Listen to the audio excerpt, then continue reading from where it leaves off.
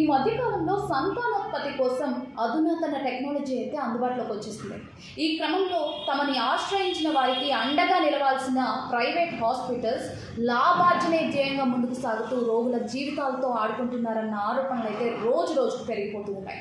ఇలాంటి తరుణంలో గురుగ్రామ్లో ఒక దారుణమైన సంఘటన చోటు చేసుకుంది. సంతానోత్పత్తి కోసం ఢిల్లీలోని ఒక ప్రముఖ ఐవీఎఫ్ సెంటర్ని ఆశ్రయించింది గురుగ్రామ్కు చెందిన ఒక దంపతులు అనమాట.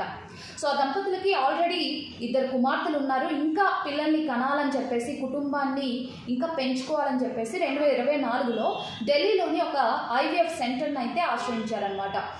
ఐవీఎఫ్ సెంటర్లో ఉన్న డాక్టర్స్ వీళ్ళిద్దరిని పరీక్షించి మేము త్వరలోనే మీకు ఇన్ఫామ్ చేస్తాము, మీరు అప్పుడు వచ్చి ట్రీట్మెంట్ తీసుకోవాలని చెప్పేసి పంపించేశారనమాట.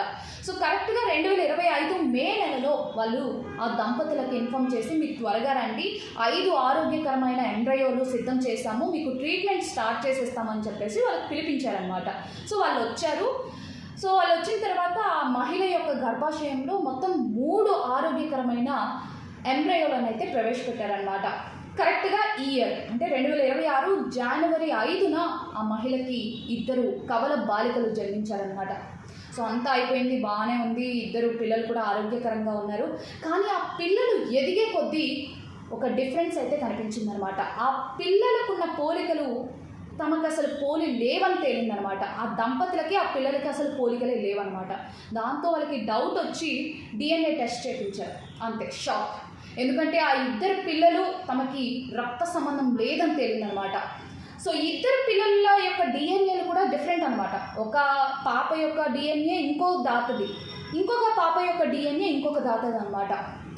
ఈ విధంగా షాక్కి గురైన ఆ దంపతులు అంటే పోలీసులకి ఫస్ట్ ఇన్ఫామ్ చేసి ఆ ఐవీఎఫ్ సంస్థ మీద కేసు నమోదు చేయించారు. అయితే ఆ పోలీసులు పట్టించుకోకపోవడంతో ఆ దంపతులు కోర్టును ఆశ్రయించారు. కోర్టులో ఆ ఐవీఎఫ్ సంస్థ అండ్ దంపతుల యొక్క వాదనలు విన్నారనమాట న్యాయమూర్తి. అక్కడ ఐవీఎఫ్ సంస్థ వాళ్ళు అబద్ధం చెప్పే ప్రయత్నం చేశారు. ఏ విధంగా అంటే, మేము ఆల్రెడీ ఆ దంపతులకు ఒక డాక్యుమెంట్ ఇచ్చాము, డాక్యుమెంట్లో ఆల్రెడీ మేము మెన్షన్ చేశాము, ఆ మహిళ యొక్క అండం ఆ పురుషుడి యొక్క వీర్య కణం కనుక మంచిగా లేకపోతే, వాటి త్రూగా ఎంబ్రయో సిద్ధం అవ్వకపోతే మేము వేరే దాతల నుండి ఎంబ్రయోలు తీసుకొచ్చి వాళ్ళ యొక్క గర్భాశయంలో ప్రవేశపెడతామని చెప్పేసి మేము ఆల్రెడీ ఆ డాక్యుమెంట్లో రాసాము, ఆ డాక్యుమెంట్ కింద వాళ్ళిద్దరు సైన్ కూడా చేశారని చెప్పేసి వాదించే ప్రయత్నం చేసింది. కానీ ఆ దంపతులు ఒకే మాట అన్నారు, మాకు తెలిసి ఊహ తెలిసి కాన్షియస్లో ఉండి మేము ఎలాంటి డాక్యుమెంట్స్ మీద సైన్ చేయలేదు. ఇన్ కేస్ మాకు ట్రీట్మెంట్ ఇచ్చే క్రమంలో మాకు అనెస్థీషియా ఇచ్చారు, ఆ టైంలోనే మాకు తెలియకుండా మా చేత సైన్లు చేపించి ఉంటారేమో అని చెప్పేసి కూడా డౌట్ని వ్యక్తం చేశారనమాట. దాంతో న్యాయమూర్తి వీళ్ళ వాదనలు విని మొత్తానికైతే ఆ ఐవీఎఫ్ సంస్థ మీద చట్టపరమైన చర్యలు తీసుకోవడానికి సిద్ధమైనట్టుగా తెలుస్తోంది. దీని గురించి మీరేమనుకుంటున్నారో కామెంట్ చేసేది.